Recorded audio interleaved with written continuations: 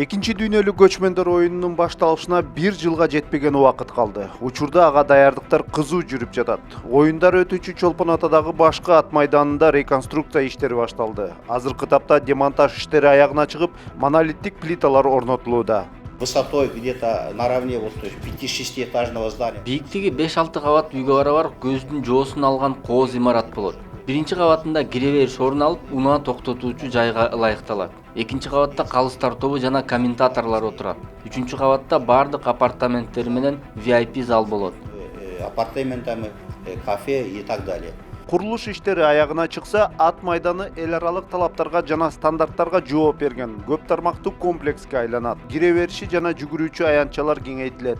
Андан сырткары көрүүчүлөргө ылайыкталган орындуктар 7000ден 10.000ге чейин орнотулуп, талапка жооп берген дааратканалар, канализация, жарык берүүчү системалары, 1235 жеңил автоунаага жана 26 автобуска ылайыкталган токтоочу жайлар курулат. Комплекстин курулуш иштери региондун мындан башка бир канча көйгөйлөрүн чечип кетиши керек. Как вы знаете, у нас в Бостери проводится на субботу-воскресенье ярмарки. Өзүңүздөр билгендей, Бостери айылында дем алыш күндөрү чоң жарманке болуп турат. Анын натыйжасында жол тыгындары пайда болуп келет. Ошондуктан ошол жарманкени ушул комплекске көчүрүп келебиз. Биринчи кабатта соода жайлары орнотулат жана коомдук тамактануучу жайлар болот. И объекты, кафе, ресторанчики маленькие, вот такие будут.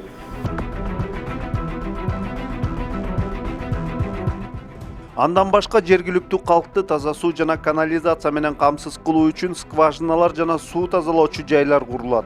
А комплекстин өзүндө масштабтуу маданий иш-чараларды өткөрсө болот. Андан сырткары 700 орунду дене тарбия жана ден соолукту чыңдоо комплексин куруу пландалууда. Эң башкысы мунун баары 15 августка даяр болот. Определили госстроезаказчикам. Мамлекеттик курулуш агенттиги бардык курулуш объектилерин көзөмөлгө алат. Эгер суроолор жаралса, биз жеринен чечүүгө даярбыз. Ар бир жума күнү саат 11-де тез ыкчам жыйындары өткөрүп турабыз. Бардык техникалык маселелер жеринен чечилет. Все технические вопросы там будут сняты.